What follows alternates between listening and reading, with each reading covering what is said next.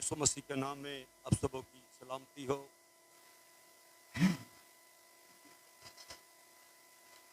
और रसूलों के ईमान।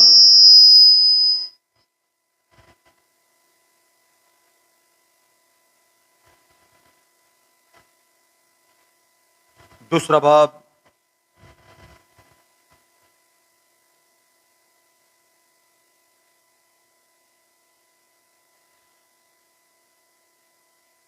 सैंतीसवीं आयत से मैं आपके लिए पढ़ूंगा।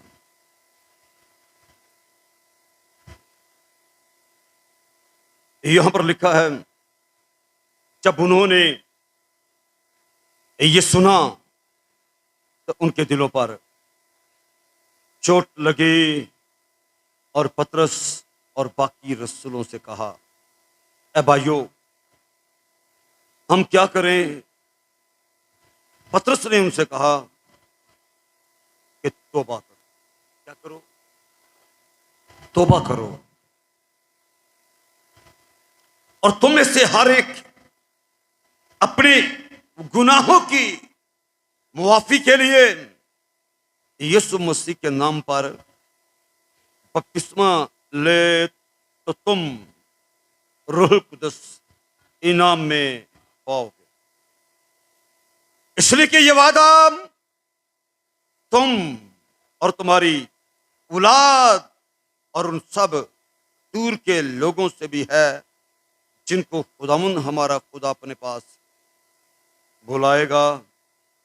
और उसने और बहुत सी बातें जिता जिता कर उन्हें ये नसीहत की कि अपने आप को इस टेढ़ी कौम से बचाओ।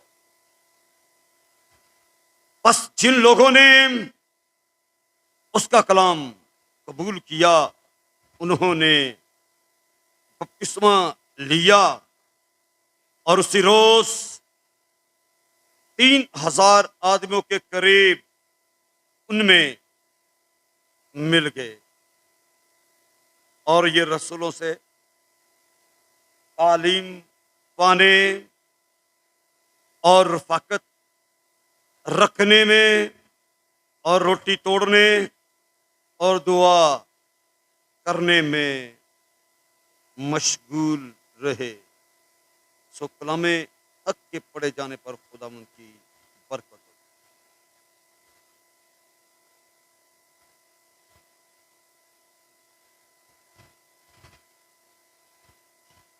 जिन लोगों ने कलाम कबूल किया,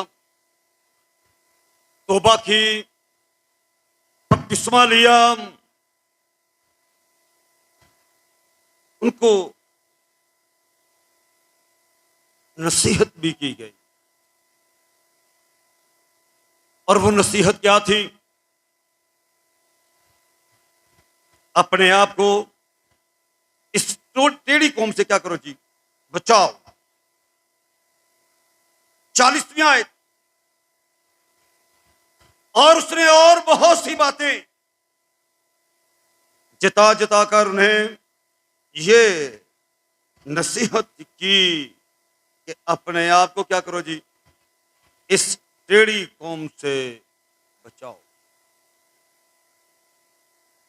पतरस ने यहूदियों को टेढ़ी कौम करार देते हुए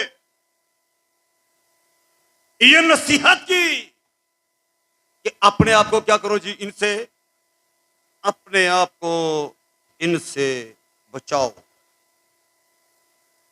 बस लिखा, जिन लोगों ने उसका कलाम कबूल किया, उन्होंने बपतिस्मा लिया। और आगे क्या लिखा जी? उसी रोज 3000 आदमियों के करीब क्या लिखा है जी? उनमें मिल गए। कहां से वो निकले? किन में जाके मिल गए? उन्होंने कलाम को कबूल किया, खुशखबरी पर ईमान लाए, यानी मसीह को कबूल किया। फिर वो यहूदियों में से निकलकर किन में शामिल हो गए जी? मसीहियों में शामिल हो गए, मसीह के पैरोकार बन गए।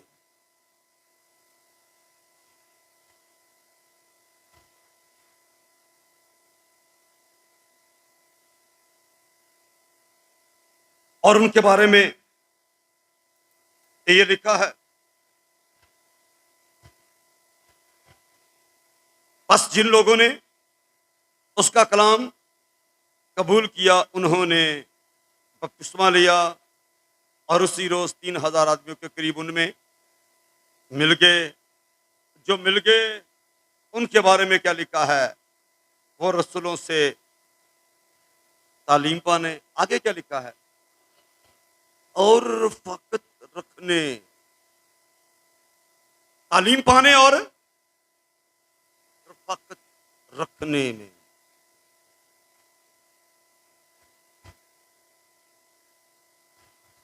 किनके साथ रफ़ाकत रखने में?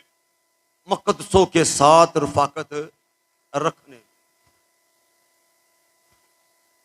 बताना चाहता हूं, ये उन लोगों को नसीहत की जा रही है जिन्होंने नई जिंदगी का तजर्बा हासिल किया,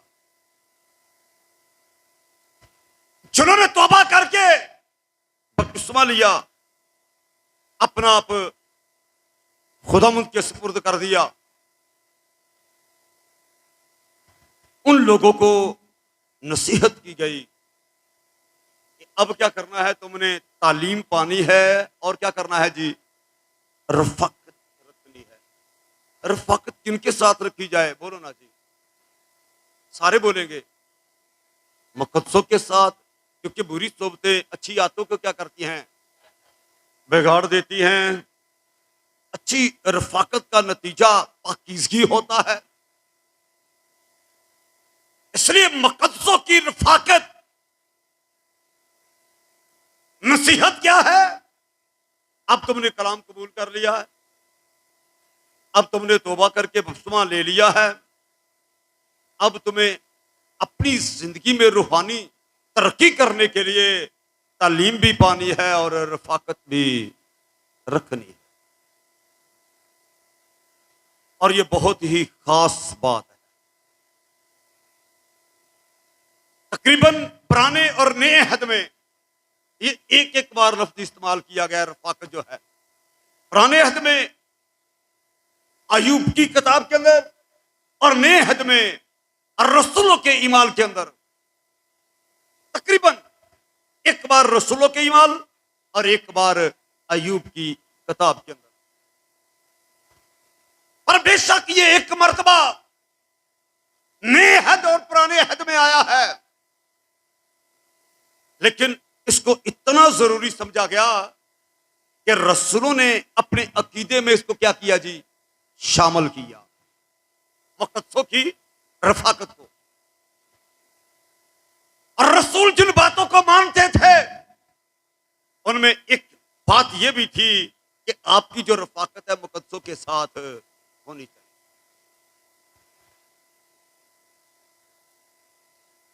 आपकी रूहानी तरक्की का राज, अगर कोई शख्स आपको रूहानी जिंदगी में तरक्की करता हुआ नजर नहीं आ रहा, रूहानी जिंदगी से मुराद तौबा की है, बपतिस्मा लिया है, लेकिन कोई तरक्की उसकी जिंदगी के अंदर, तरक्की से मुराद ऐसे लोगों को ना तो रूहुल कुद्दस का बपतिस्मा मिलता है, ना ही रूह की नेमतें नजर आती हैं, ना ही कोई रूह का फल नजर आता है, ना उनके वसीला से कोई रूह बचाई जाती है। मतलब बाइबल के मुताबिक उनकी जिंदगी के अंदर जो काम नजर आने चाहिए वो काम होते हुए नजर नहीं आते। लेकिन ईमान लाने वालों के दरमियान क्या होंगे जी, मुर्जे होंगे, ऐसे काम भी उनकी जिंदगी के अंदर नजर नहीं आते। वो समझते हैं कि मैंने तौबा कर ली है, बपतिस्मा ले लिया है, अब मुझे और कुछ करने की जरूरत नहीं। लेकिन यहां पर देखे लिखे, जिन लोगों ने उसका कलाम कबूल किया उसी रोज 3,000 आदमियों के करीब उनमें क्या हुआ जी, मिल गए। यानी ऐसे लोग पुरानी बातों को छोड़ने के लिए तैयार नहीं होते, गलत तालीम छोड़ने के लिए तैयार नहीं होते, तौबा कर ली, बपतिस्मा ले लिया, मालूम हो गया कि सच्चाई क्या है और सच्चाई की तालीम भी क्या है, लेकिन उसके बावजूद भी वो पुरानी बातों को छोड़ना पसंद नहीं करते। और मैं वाज़ेह अल्फाज में कहता हूं, उनकी जिंदगी में कभी आप रूहानी तरक्की होती हुए नजर नहीं आएगी, ना ही कोई देखेगा। और अगर किसी को अपने आप में भी ऐसा नजर नहीं आता तो फिर वो जान ले, गौर कर ले कि यहां पर रसूली अकीदा और रसूलों की तालीम, इब्तिदाई कलीसिया, उनकी जिंदगी किस तरह की थी।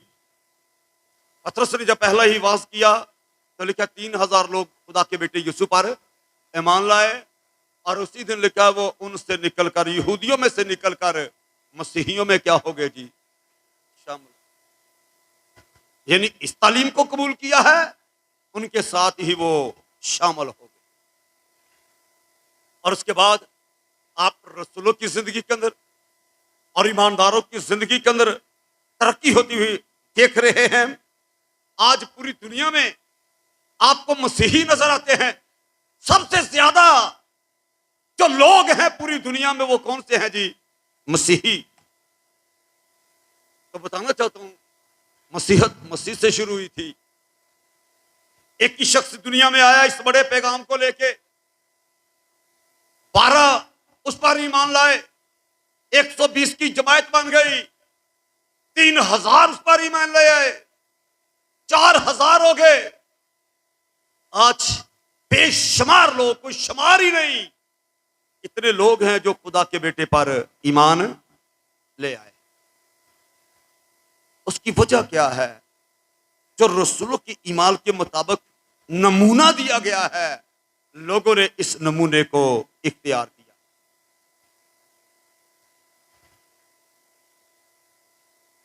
पतरस की नसीहत उन लोगों को जो खुदा के बेटे पर ईमान लाए कि अब क्या करो, इस टेढ़ी कौम से अपने आप को बचाओ हो, इनकी गलत तालीम से क्या करो जी, बचो। उसी रोज वो लोग उनमें से निकलकर किनमें शामिल हो गए जी, मुकद्दसों में शामिल हो गए। और उनकी रफाकत भी किनके साथ थी जी, मुकद्दसों के साथ। उनका उठना बैठना भी किनके साथ था, मुकद्दसों के साथ।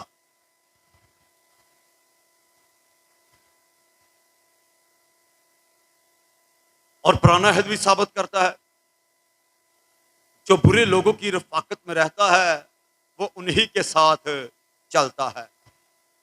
इसका मतलब है जो अच्छे लोगों की रफाकत में रहता है वो उन्हीं के साथ चलता है।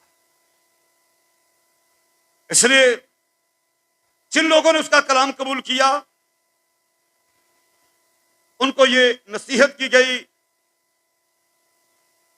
बस अपने आप को टेढ़ी कौम से क्या करो जी, बचाओ। और उसके बाद क्या हुआ? बस जिन लोगों ने उसका कलाम कबूल किया उन्होंने क्या किया जी, बपतिस्मा लिया। और आगे क्या लिखा है जी, उसी रोज 3000 आदमियों के करीब, आगे क्या लिखा है जी, उनमें मिल गए जहां थे उनसे निकलकर। किन में मिल गए जी, मुकद्दसों में मिल गए, उनमें मिल गए। और जब मिल गए और ये रसूलों से क्या हुआ जी, तालीम पाने और साथ साथ रफाकत रखने में, रसूलों से तालीम पाने और रसूलों के साथ रफाकत रखने, मुकद्दसों की रफाकत में रहना शुरू हो गया। जिस तरह की आपकी रफाकत होगी उसी तरह की आपकी रूहानी जिंदगी भी होगी। इसलिए रूहानी जिंदगी में फल, नेमतें, मुजज़ात, कुदरत को जाहिर हुआ देखना चाहते हो तो फिर आपकी रफाकत का दुरुस्त होना बहुत ही जरूरी है। हमने तौबा की, बपतिस्मा लिया, रफाकत गलत लोगों के साथ, बदकारों के साथ, ऐबजोई करने वालों के साथ, तो मुझे ये बताओ नतीजा क्या होगा? नतीजा भी दुरुस्त नहीं होगा। अब मैं पुराने अहद में से एक शख्स का जिक्र आपके सामने पढ़ना चाहता हूं, यशायाह में से। जरा गौर से सुने।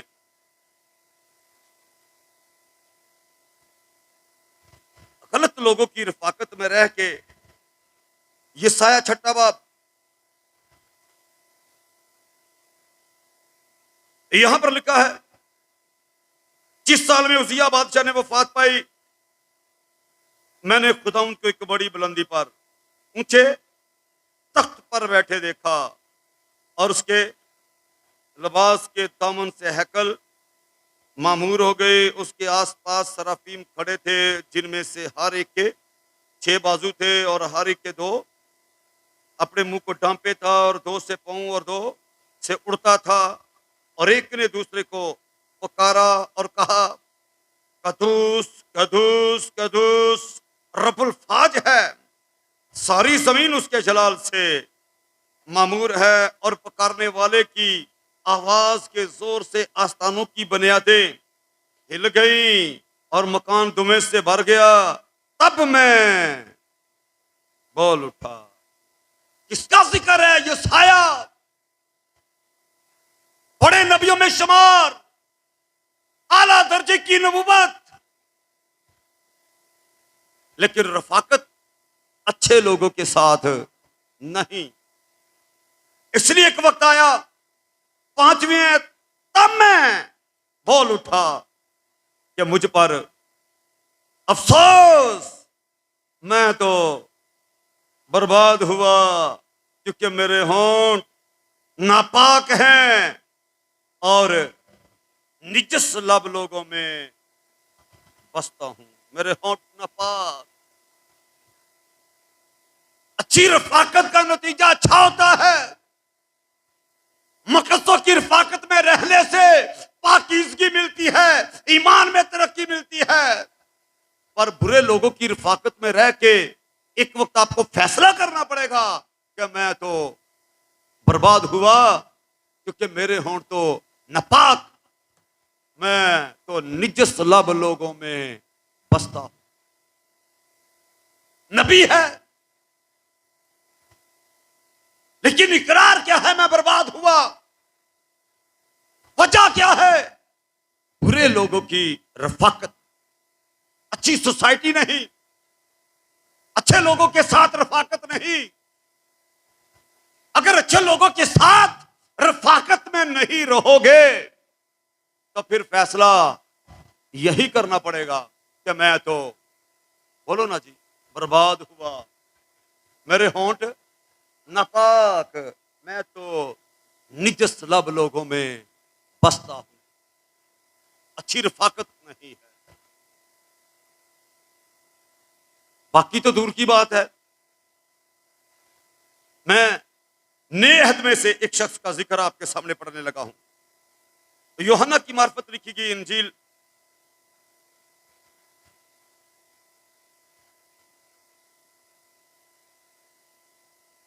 ग्यारहवां बाब,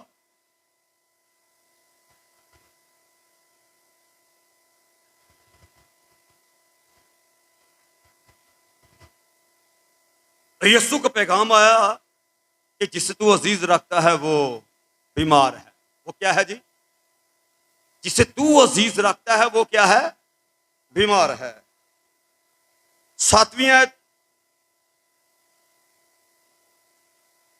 फिर उसके बाद शागिर्दों से कहा, अब फिर क्या करें जी? यहूदिया को चले। शागिर्दों ने उससे कहा, है रब्बी, अभी तो यहूदी तुझे संसार करना चाहते थे और तू फिर वहां जाता है। यीशु ने जवाब दिया, क्या दिन के 12 घंटे नहीं होते? अगर कोई दिन को चले तो ठोकर नहीं खाता, क्योंकि वो दुनिया की रोशनी, लेकिन अगर कोई रात को चले तो ठोकर खाता है, क्योंकि उसमें रोशनी। उसने ये बातें कही और उसके बाद उनसे कहने लगा कि हमारा दोस्त लाजर क्या है जी? सो गया है, लेकिन मैं उसे क्या करना हूं? जगाने चाहता हूं। और शागिर्दों ने उसे कहा, खुदावंद अगर सो गया है तो बच जाएगा। यीशु ने तो उसकी मौत की बाबत कहा था, मगर वो समझे कि आराम की नींद की बाबत कहा। तब यीशु ने उनसे क्या लिखा जी, साफ कह दिया कि लाजर मर गया। और मैं तुम्हारे स्वभाव से खुश हूं कि वहां ना था, ताकि तुम ईमान लाओ। लेकिन आओ हम उसके पास चलें। बस तुमने जिसे तमाम कहते हैं अपने साथ के शागिर्दों से कहा, क्या हो भी हम भी चलें। आगे क्या लिखा है, ताकि उसके साथ मरें। यीशु की खिदमत की शोहरत,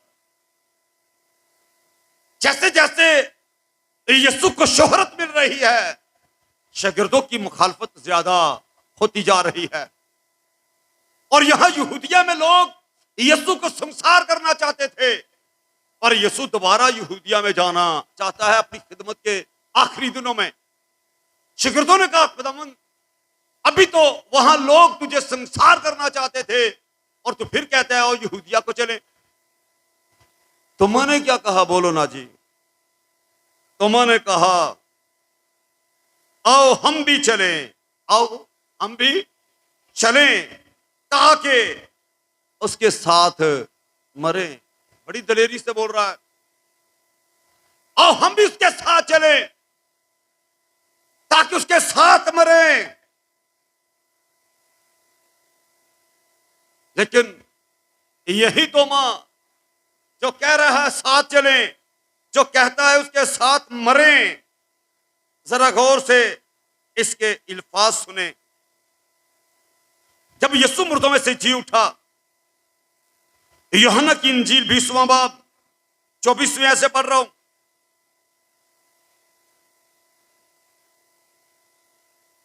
यहां पर लिखा है, मगर उन 12 में से एक शख्स यानी तुमा, जिसे तमाम कहते हैं, यीशु के आने के वक्त उनके साथ ना था।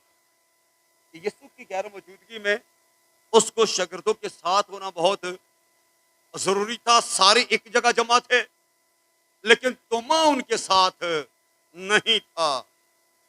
बाकी शागिर्द उससे कहने लगे कि हमने खुदावंद को देखा है, मगर उसने उनसे कहा, जब तक मैं उसके हाथों में मेखों के सुराख ना देख लूं और मेखों के सुराखों में अपनी उंगली ना डाल लूं और अपना हाथ उसकी पसली में ना डाल लूं। आगे क्या लिखा जी, हर किस यकीन ना करूंगा।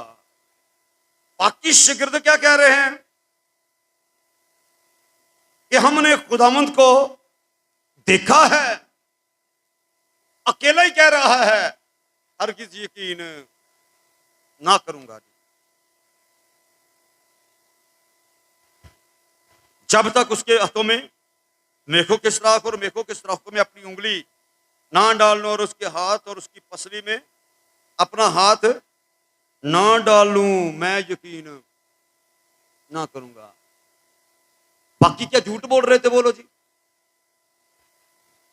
बाकी सारे कह रहे हैं हमने खुदावंद को देखा है, अकेला ही कह रहा है मैं हरगिज यकीन। गौर कर रहे हैं आप इन बातों पर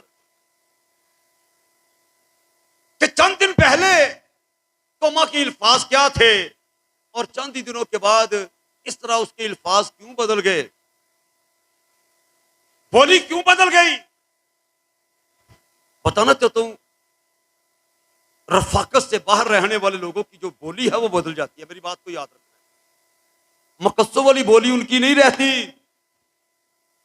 वो फर्क ही कोई जुबान बोलना शुरू कर देते हैं। उसकी वजह कि 12 शागिर्द की जगह जमा है, तोमा उनमें नहीं है। तोमा क्यों नहीं है? तोमा रफाकत के अंदर होना उसका बहुत ही जरूरी है। जानता था कि मुझे कहां होना जरूर है। जब बाकी सारे एक जगह हैं तो तोमा को भी उनके साथ होना जरूरी था। बाकी सारे रफाकत के अंदर हैं लेकिन तोमा रफाकत में नहीं है। अब जब वो रफाकत में नहीं तो फिर उसकी बोली भी क्या है जी, तब्दील है। उसके ईमान के अंदर आप कमजोरी को भी देख रहे हो। मैं दोबारा पढ़ना चाहता हूं, गौर से सुने जरा। मगर उन 12 में से एक शख्स यानी तोमा जिसे तो हम कहते हैं यीशु के आने के वक्त उनके साथ ना था। यहां रुक के ये कहूंगा, कब नहीं था यीशु के आने के वक्त उनके साथ नहीं था। अब यीशु दोबारा बोलो ना जी आने वाला है। क्यों पतरस ने कहा तालीम पाना और रफाकत रखना, उसकी वजह यही थी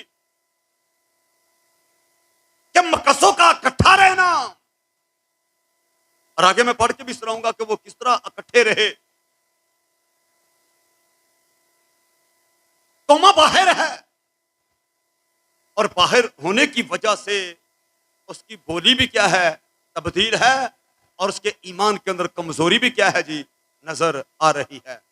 आप अपने इर्द गिर्द निगाह करके देख सकते हैं, जो लोग रफाकत में रहना पसंद नहीं करते हर रोज ईमान में कमजोर होते जाते हैं। लेकिन जो रफाकत में रहते हैं हर रोज रूह में क्या होते हैं जी, जोरावर होते जाते हैं। रफाकत में रहना जरूरी है। जितना टेढ़ी कौम से बचाना अपने आप को जरूरी है, उतना ही रफाकत में रहना भी क्या है जी, जरूरी है। और उसके बाद 26वें सुने, 8 रोज के बाद जब उसके शागिर्द फिर अंदर थे, आगे क्या लिखा जी, तोमा उनके साथ था और दरवाजे बंद थे। यीशु ने आकर बीच में खड़ा होकर कहा तुम्हारी सलामती हो। फिर उसने तोमा से कहा अपनी उंगली पास लाकर मेरे हाथों को देख और अपना हाथ पास लाकर मेरी पसली में डाल। और आगे का लफ्ज है जी, और बेइतकाद ना हो बल्कि इत्काद रख। तोमा ने जवाब में उससे कहा ऐ मेरे खुदावन, ऐ मेरे खुदा। उसी वक्त तोमा का इकरार बदल गया। रफाकत में ना होना और रफाकत में होना, फर्क आप पर क्या हो गया जी, वाजे हो गया। रफाकत में नहीं था, इल्फाज क्या थे, और जब रफाकत में है तो अब उसके इल्फाज क्या है। ये मकसद की रफाकत का नतीजा है। जब रफाकत में नहीं था कहता मैं ईमान नहीं रखता इस बात पर। उस वक्त तक आपने देखा होगा, पर मैं हरगिज़ यकीन नहीं करूंगा, उस वक्त तक जब हाथों में मेखों के सराख और उनमें अपनी उंगली ना डाल लूं, उसकी पसली में बाले का निशान और उसमें अपना हाथ ना डाल लूं, ये हाथ डाल के ईमान लाने वाला शख्स है। और लेकिन चंद दिन पहले ये कह रहा था ओ यीशु के साथ चलें ताकि उसके साथ मरें। ये साथ चलने वाला और साथ मरने वाला शख्स है। लेकिन एकदम बोली तब्दील, उसकी वजह क्या है, क्योंकि ये रफाकत में नहीं। जैसे रफाकत में आया है वैसे ही उसका इकरार भी बदल गया कि ऐ मेरे खुदाम, तू ही मेरा खुदावंद है और तू ही मेरा खुदा है। और उसके बाद यीशु मसीह ने उससे कहा,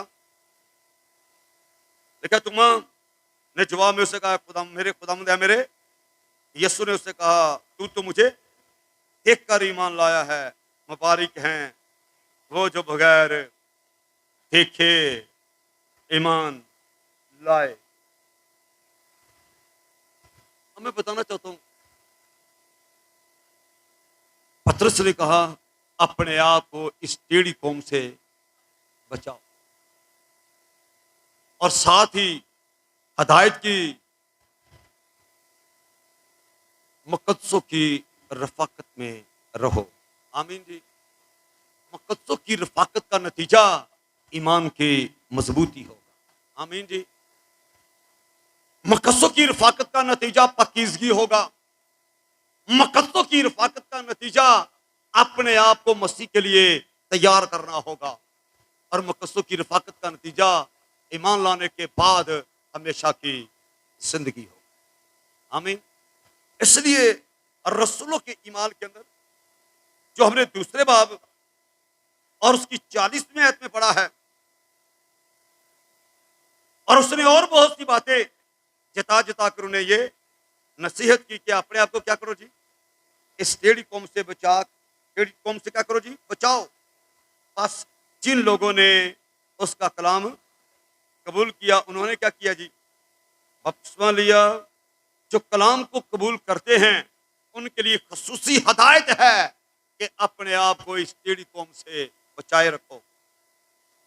और उसके बाद लिखा है, जिन लोगों ने उसका कलाम कबूल किया उन्होंने क्या किया जी, बपतिस्मा लिया। और आगे क्या लिखा जी, उसी रोज 3000 आदमियों के करीब उनमें मिल गए। और आगे क्या लिखा जी, ये रसूलों से तालीम पाने और रफाकत रखने, रोटी तोड़ने और दुआ करने में मशगूल रहे।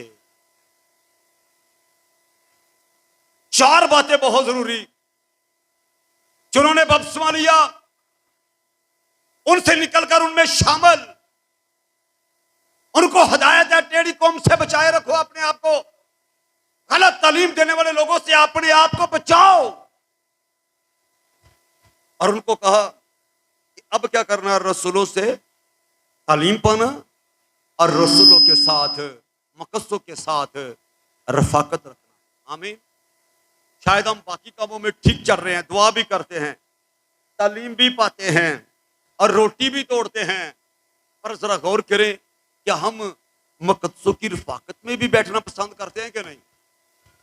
जरा इस बात पर भी जरा गौर करें, हमारा मकसदों के साथ क्या रवैया है। जहां पर तालीम पाना, दुआ करना, पाकशा में शामिल होना जरूरी है, वहां पर रफाकत रखना भी आपस में क्या है, बहुत जरूरी है।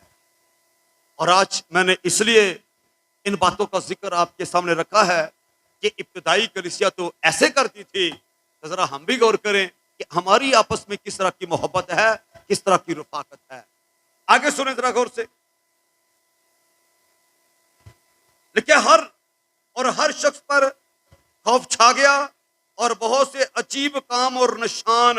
आगे क्या लिखा जी, रसूलों के जरिया से जो लोग रफाकत रखते थे उनके बारे में क्या लिखा जी, अजीब काम और निशान उनके वसीला से जाहिर होते थे।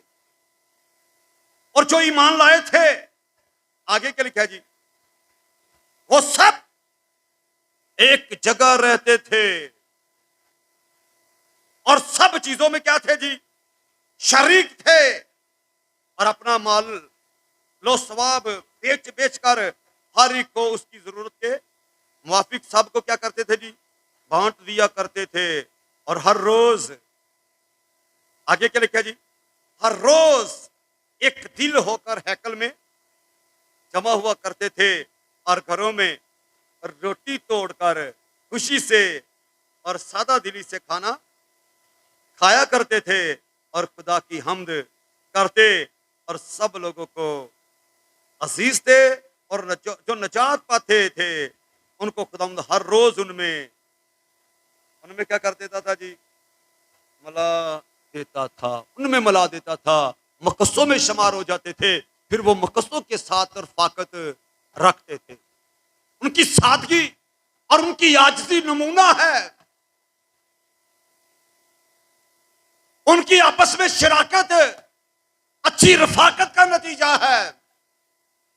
जब हम मकसदों में शरीक हुए हैं तो फिर हमारी जो शराकत है वो रफाकत का सबब भी बननी चाहिए। आपस में सिर्फ शरीक ही नहीं, आपस में क्या है जी, शराकत के साथ साथ रफाकत भी रखो, ये भी बहुत जरूरी है। और इब्तिदाई कलीसिया आपके सामने है। जैसे जैसे ये रफाकत में आगे बढ़ते जाते थे, बेशुमार लोग इनमें हर रोज क्या होते थे जी, शामिल होते जाते थे। अच्छा नमूना देके, उनकी आपस में मोहब्बत देके,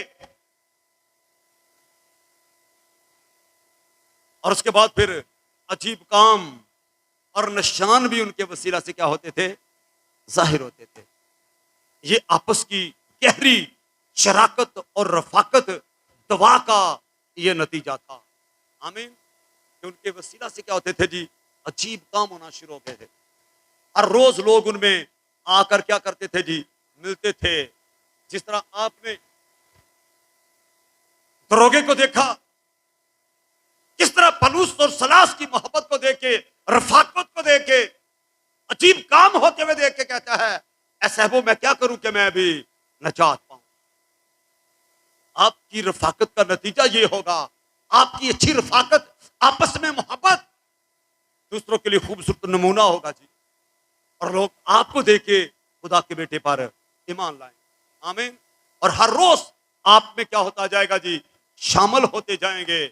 और आपका काम क्या है, जो शामिल होते जाते हैं उनके साथ रफाकत रखना। आपकी रफाकत नए लोगों को क्या करती है, मजबूत करती है।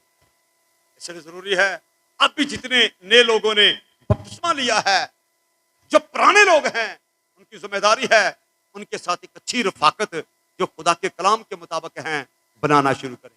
आमीन। ताकि वो जो नए लोग हैं वो भी आपकी रफाकत के सबब से क्या है जी, मजबूत होते जाए, रूहानी तरक्की करते जाएं, मसीह में आगे बढ़ते जाएं, रूह में जोरावर होते जाएं, ताकि वो भी दूसरों के लिए एक खूबसूरत नमूना बने। खुदा इस कलाम के वसीला से मुझे और आपको